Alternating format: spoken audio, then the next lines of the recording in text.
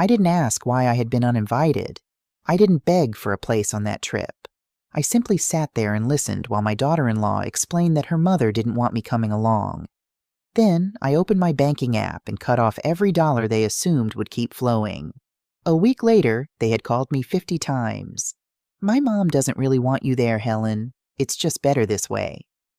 The words cut through the quiet of my Charleston kitchen like a serrated blade. I was sitting by the window overlooking my hydrangeas while Brooke spoke from somewhere on the other end of the line. Her voice was calm, almost clinical, as though she were discussing the weather rather than explaining why I had been excluded from the family vacation to the Colorado Rockies. "Her mother," I repeated evenly. "We're talking about the trip I contributed $6,000 toward so you could afford that luxury resort." There was a brief pause, followed by the faint sound of a glass being set down. "Don't take it personally," Brooke replied. "She just thinks you'd be a bit of a buzzkill. You're so traditional. We really wanted this trip to be our inner circle." I lowered my gaze to my hands. They were perfectly steady. Since my husband passed away 5 years earlier, I had supported Julian and Brooke in nearly every way imaginable. I covered part of their rent, helped with utilities, made monthly transfers, paid Brooke's car expenses, and maintained a separate fund for future grandchildren who didn't even exist yet. Apparently, I was trusted to finance the table, but I wasn't welcome to sit at it. "I understand," I said quietly. "Enjoy your trip." Then I ended the call. I didn't wait for a response because my mind was already moving elsewhere. I have never been the type of woman who responds to disappointment with tears or shouting. I prefer facts, decisions, and action. I opened my banking app. There they were. Recurring transfers, rent assistance, utility payments, the grandchild fund, thousands of dollars moving from my account into theirs every month. For a moment, my finger hovered over the screen. Years of habit tried to convince me to hesitate, but then I thought about being excluded from a trip I had partially financed and described as a buzzkill by people who depended on me. If I truly spoiled the atmosphere that much, then perhaps my money should stop attending as well. With a series of calm, deliberate clicks, I canceled every transfer. When it was done, I sat back and stared at the screen. I didn't feel angry. I didn't feel triumphant. What I felt was relief. A strange, cold relief that spread through me like fresh air, entering a room that had been closed for too long. After setting the tablet aside, I looked around the house. Everything appeared exactly the same, yet something fundamental had changed. For the first time in years, I had chosen myself before choosing them, and I knew this was only the beginning. The next morning unfolded quietly. I brewed a strong cup of coffee and enjoyed the stillness that settled over the house. Normally, I would have called Julian to make sure they had arrived safely, but that impulse never came. Instead, my attention drifted toward the guest room downstairs. It was overflowing with their belongings: designer handbags, boxes of clothing, sports equipment, storage bins, items they had left in my home because their townhouse was supposedly too small. I walked out to the garage, grabbed several heavy-duty boxes, and got to work. There was no anger in what I was doing, no dramatic declaration. I was simply reclaiming space. If my presence was unwelcome on their vacation, then there was no reason my home needed to function as a free storage facility. Piece by piece, I packed everything carefully. Each box received a clear label: Brooke Clothes, Julian Hobbies, Brooke Accessories. Nothing was damaged, rushed, or thrown together. I treated their possessions with more respect than they had shown me. By early afternoon, the room was nearly empty. For the first time in years, I could actually see the walls. Later that day, I drove downtown and purchased a ticket for a cultural tour of Savannah, something I had wanted to do for a long time. Every time the opportunity came up, I had postponed it because Julian and Brooke needed something, wanted something, or expected me to be available. Standing at the counter, I felt unexpectedly light. I was 65 years old, healthy, financially secure, independent. Why had I spent so many years behaving like a guest in my own life? That evening, I checked my phone. Nothing, no texts, no calls, no messages. They were probably already in the mountains enjoying expensive dinners, ordering wine, and laughing about the traditional mother sitting quietly back in Charleston. What they didn't realize was that the faucet had already been turned off. The banks wouldn't process everything until Monday, but the cancellations were already moving through the system. I carried a book out to the patio and settled into my favorite chair. The garden needed attention, and as I looked across the yard, I decided to hire a professional landscaper. The money that had been flowing toward Denver every month could accomplish quite a lot right here at home. The evening was beautiful. The air was warm. The sky glowed softly above the trees. And beneath that calm surface waited a reality that would arrive first thing Monday morning. The first business day of the month, the day the rent payment was supposed to arrive. I put my phone in a drawer, turned off the light, and went to bed. By the time I woke up, their world was going to look very different.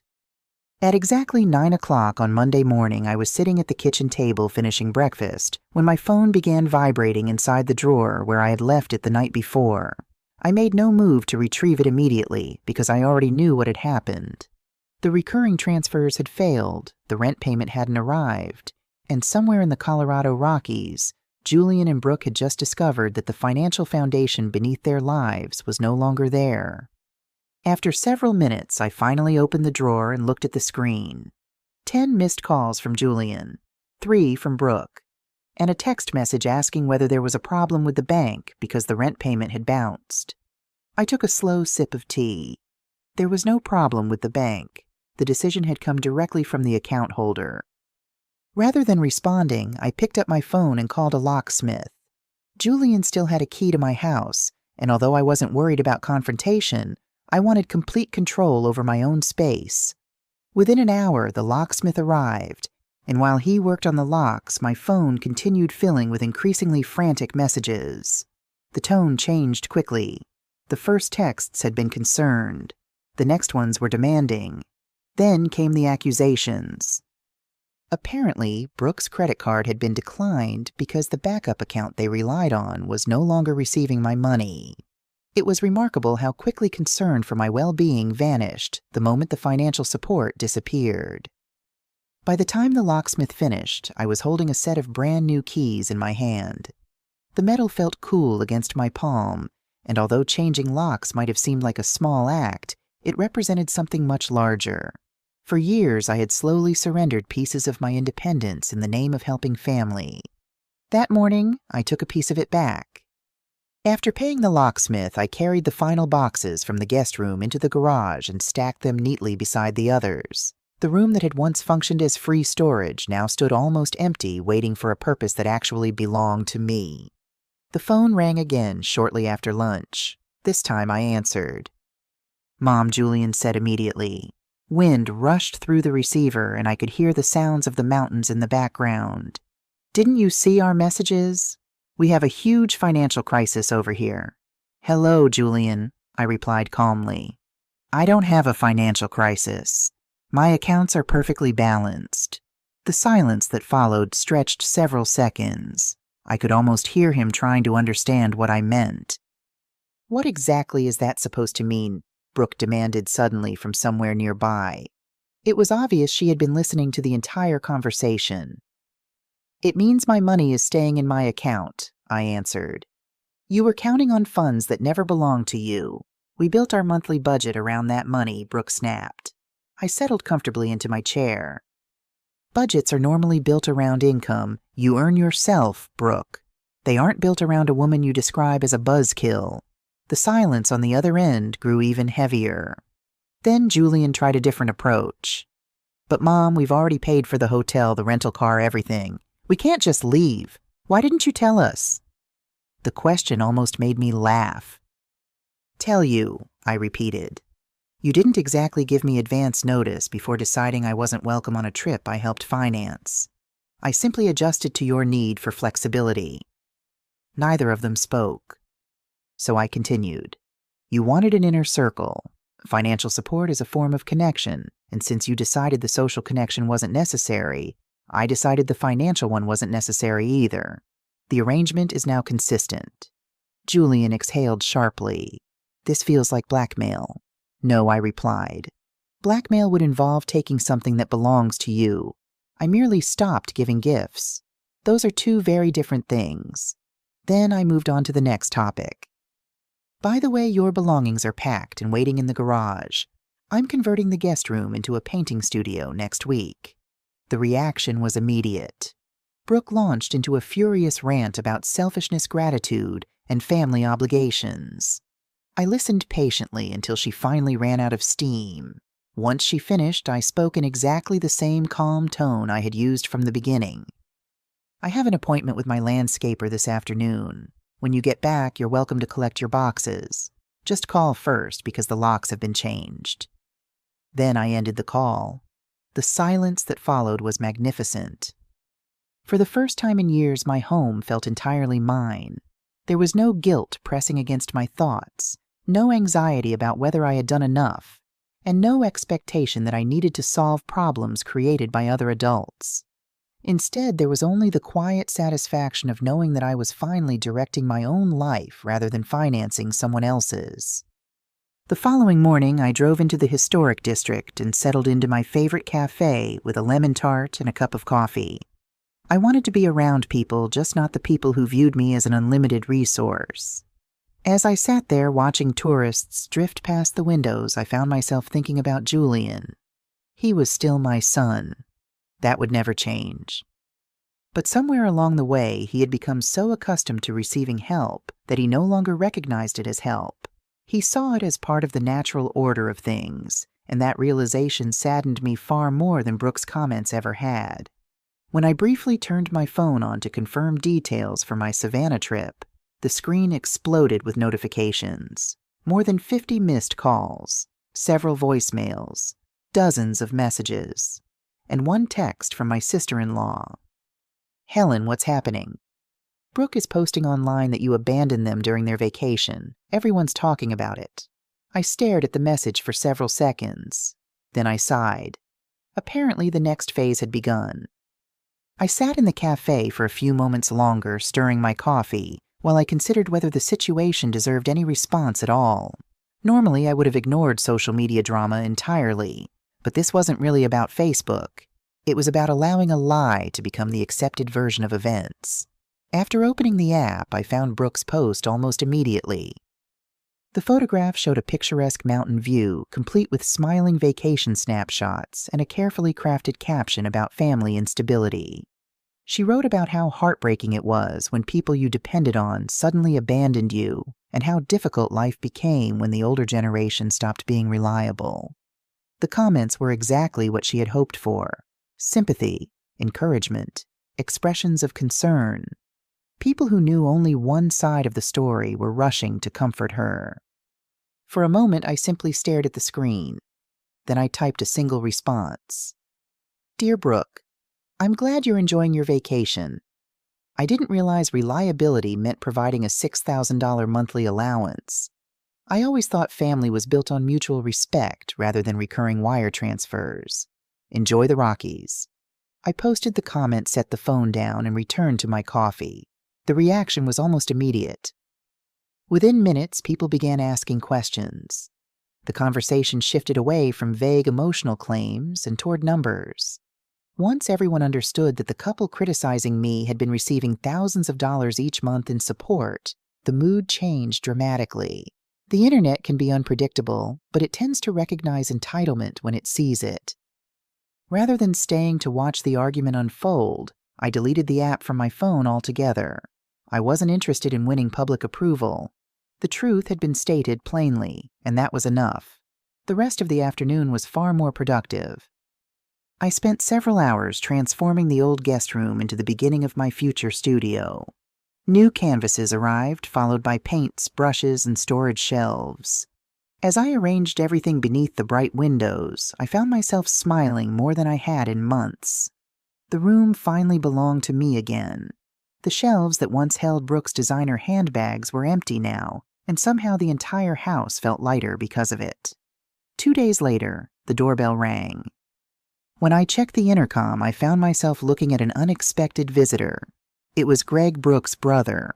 Unlike most members of her family, Greg had always struck me as practical and level-headed. He owned a construction business, worked hard, and generally stayed out of unnecessary drama. I opened the door and invited him into the foyer. "Helen," he began, awkwardly shifting his weight from one foot to the other. "I was asked to check on you." I raised an eyebrow. "By whom?" "Mostly Julian. The trip has gone completely off the rails. They've switched hotels, burned through most of their budget, and the atmosphere is pretty miserable." "That doesn't surprise me," I replied. "Champagne rarely tastes as good when someone else stops paying for it." Despite himself, Greg smiled. Then his expression turned serious again. "Julian wanted me to ask whether you'd consider covering the rent one last time, just as a loan." I shook my head before he could continue. "Greg, you're a decent man, and that's exactly why I don't want you acting as a messenger in the middle of this.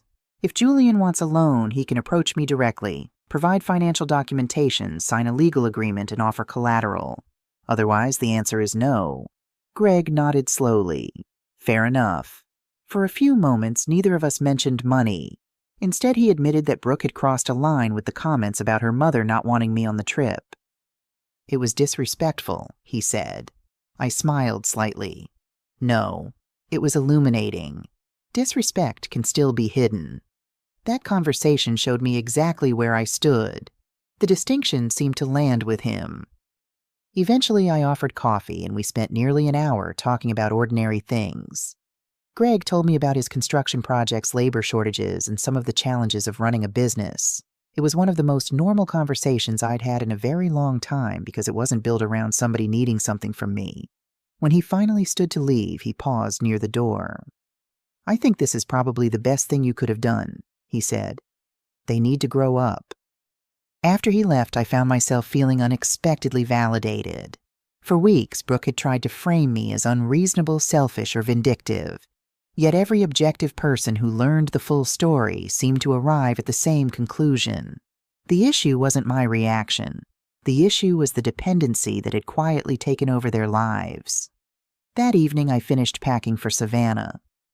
My train departed the following morning, and for once, I felt absolutely no guilt about leaving town. Nobody needed me on standby. Nobody required emergency financial support. Nobody expected me to fix problems they had created for themselves. 5 days in Savannah turned out to be exactly what I needed. I toured historic homes, wandered through oak-lined squares, draped with Spanish moss, visited museums, and enjoyed leisurely meals in small bistros where nobody knew my name or expected anything from me. Most importantly, I barely touched my phone. For the first time in years, I experienced what freedom actually felt like. When I finally returned to Charleston on Friday evening, however, I discovered that reality had been waiting patiently for my return. A familiar car was parked near my driveway. Julian and Brooke were sitting on my front steps, and neither of them looked like they had enjoyed their vacation. When I stepped out of the Uber, Julian jumped to his feet so quickly that he nearly dropped the bag beside him. The strain on his face was impossible to miss. Whatever confidence he had left before the Colorado trip seemed to have disappeared somewhere between the luxury resort, the hotel downgrade, and the realization that my money was no longer available to rescue them. "Mom, where have you been?" he asked. "We've been waiting here for hours." I handed the driver a tip, thanked him for the ride, and turned back toward my son. "I was on vacation, Julian," I replied calmly. "You may remember that's something people occasionally do." For a brief moment, he looked embarrassed. Brooke looked worse. The polished image she worked so hard to maintain had cracked noticeably. Her hair was pulled back carelessly, dark circles sat beneath her eyes, and the confidence she usually carried like armor seemed badly damaged. "Helen, we need to talk," she said. "This whole lock situation has gone way too far. We couldn't even get our things. Your belongings are perfectly safe in the garage," I replied while walking toward the front door. "I'll open it for you in a moment, but neither of you's coming into the house tonight. I've been traveling all day and I'd like some peace." Julian stepped forward. "Mom, please. The landlord sent us an eviction warning. If we don't pay by Monday, we're done. We lost so much money on cancellation fees and changing hotels that we're completely underwater." I stopped with my hand on the doorknob and studied him carefully. For the first time in years, he looked less like a man expecting help and more like someone confronting consequences. "Julian, you're 35 years old and employed by a marketing firm," I said. "Where did your paycheck go?" He looked away immediately. It wasn't enough. Not enough for what he hesitated. Then he finally answered. Not enough for the lifestyle we wanted. There it was. The truth stripped of excuses. I opened the front door and stepped inside. "Then it's the lifestyle that needs to change," I said. Reality has a way of forcing that conversation. Before closing the door, I gave them one final instruction. "The garage is open. Take your boxes. If you'd like to talk next week, I'll listen. But don't come back asking for money. Come back with a plan." Then I shut the door behind me. Outside, I could hear the garage motor humming and Brooke whispering furiously, but I paid no attention. Instead, I made myself a cup of tea, settled into my favorite chair, and enjoyed the simple pleasure of being home. By Monday morning, my phone rang again. This time, the voice on the other end sounded very different. The panic was gone. The anger was gone. What remained was something much quieter. "Mom, Julian said, can we meet?" "Just the two of us." I agreed. We met later that afternoon at a small bakery downtown. Julian arrived carrying a folder, and when he sat across from me, he looked like a man who had spent several sleepless nights confronting realities he had avoided for years. I ran the numbers, he said quietly. Then he opened the folder. Without my financial support, they couldn't afford the townhouse. The rent car payments, credit card balances, and day-to-day spending had all been built around the assumption that my money would continue arriving forever. "We already gave notice," he continued. "We're moving into a smaller apartment at the edge of town." I nodded. That sounds like a sensible decision. He stared at the table for several seconds. "Brooke thinks you betrayed us," he admitted. "But I spent a lot of time thinking after everything fell apart in Colorado. We treated you like an ATM mom." The words hung between us. They were painful to hear. But they were also honest. "I'm sorry," he said. Truly. I studied him carefully. Part of me wanted to immediately forgive everything. Part of me wanted to believe that one conversation fixed years of unhealthy habits. But life doesn't work that way. "Apologies matter," I said finally. "But they're still just words.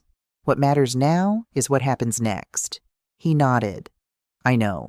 You're not getting help with the rent this month. I know. You'll need to deal with the debt yourselves. I know. You need to experience what responsibility actually feels like." This time he didn't respond right away. Instead, he reached into the folder and slid another document across the table. "I already turned in my leased car," he said. "I'm taking the bus to work now." That caught my attention. Not because it solved everything, because it represented sacrifice, a real consequence, a real adjustment. For the first time, I could see action following words. "And Brooke," I asked. Julian gave a tired laugh. "She started looking for a full-time job." That was another change I hadn't expected to happen so quickly. For years, Brooke had worked only limited hours because there was never any real pressure to do more. My support had quietly absorbed the gap between their ambitions and their income. Now that gap belonged to them. "Good," I said. Julian looked up. "Good, yes. Adulthood isn't a punishment. Supporting yourself isn't a tragedy. It's normal." For the first time during the conversation, a faint smile appeared on his face. We talked for another hour, not about money, not about rent, not about Colorado. Instead, we talked about practical things, budgets, career goals, future plans. The conversation felt strangely familiar, almost like talking to the son I had raised before convenience replaced accountability. When we finally stood to leave, I gave him a brief hug. "Here's how this works," I said. "Spend the next year proving you can stand on your own feet. Build a life you can actually afford. If you do that, we'll have the chance to build a real relationship." He nodded slowly. "A relationship that isn't funded by you." Exactly. As I watched him walk toward the parking lot, I realized something important. For years, I had mistaken financial support for love. Now both of us were finally learning the difference.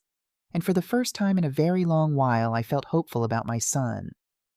The months that followed passed more quickly than I expected. Once I stopped organizing my life around Julian and Brooke's financial emergencies, I discovered just how much time and energy I actually had for myself.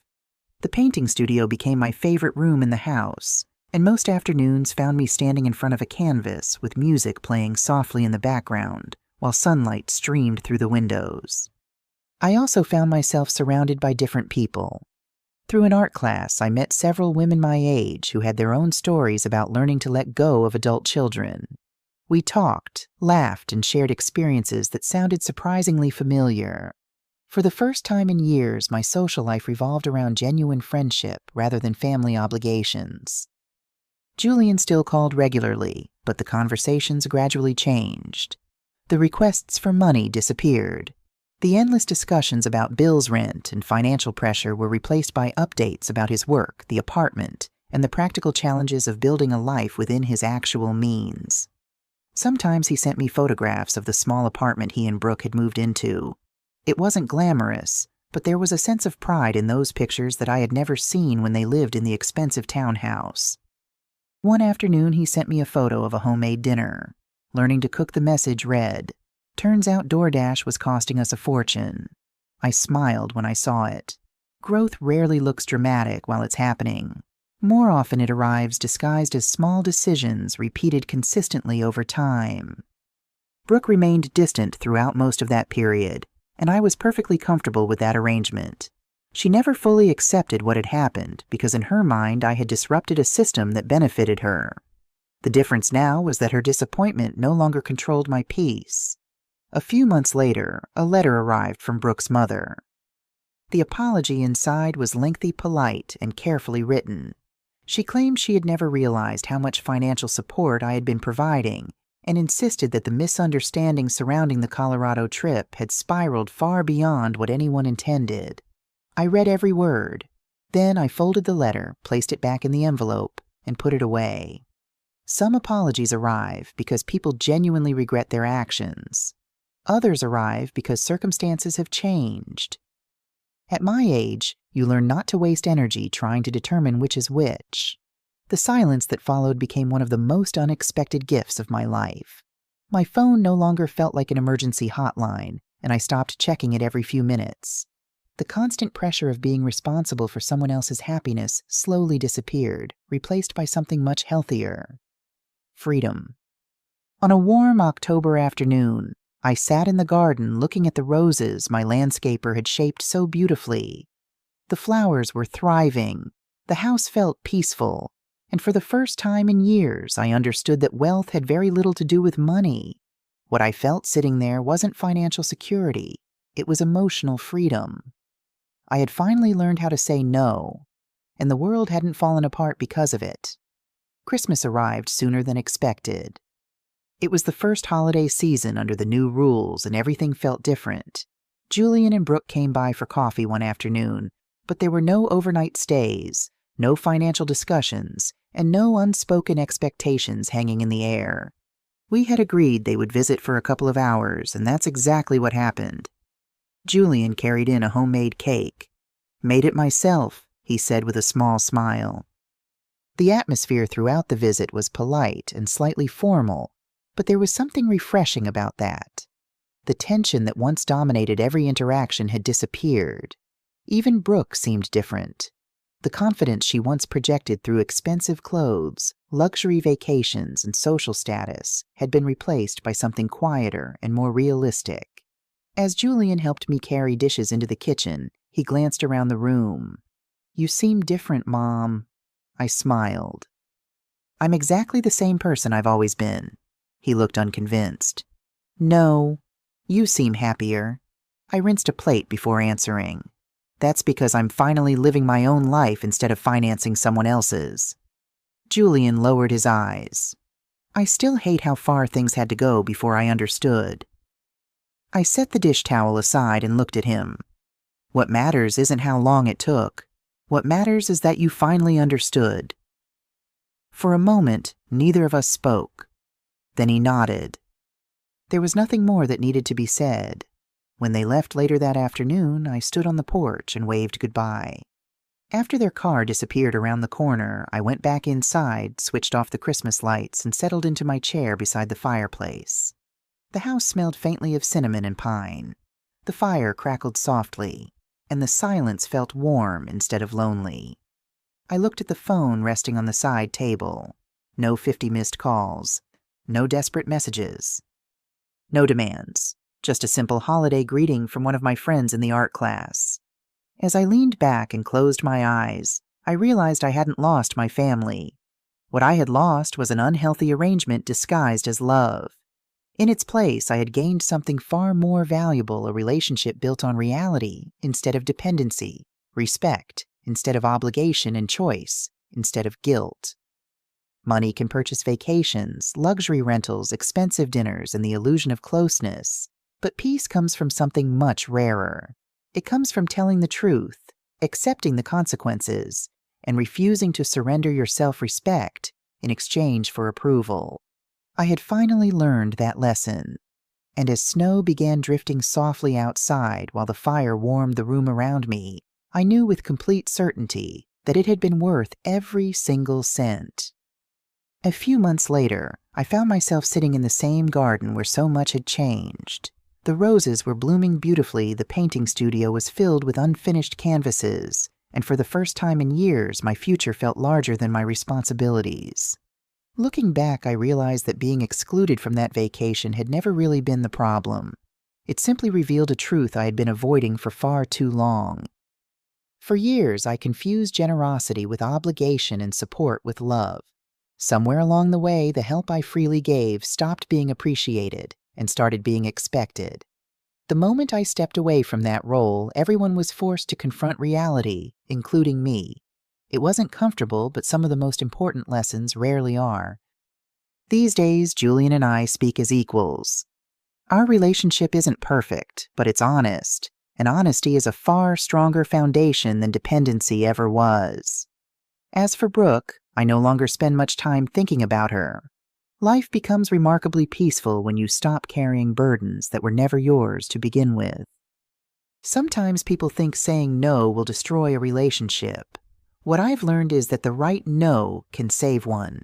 It can clear away resentment, expose the truth, and create space for genuine respect to grow. As I sat quietly among the flowers that afternoon, I felt grateful for the courage to finally choose myself. After all, the most valuable thing I stopped giving away wasn't my money. It was my self-respect. This story is a work of fiction inspired by real-life situations that many people experience but rarely talk about openly. While the characters and events have been shaped for storytelling, the emotions, conflicts, and choices reflect truths that exist in everyday life.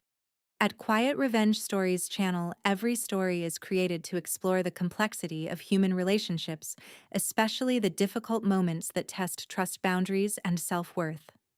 These stories are not just about drama, but about awareness, resilience, and the courage it takes to protect yourself when it matters most.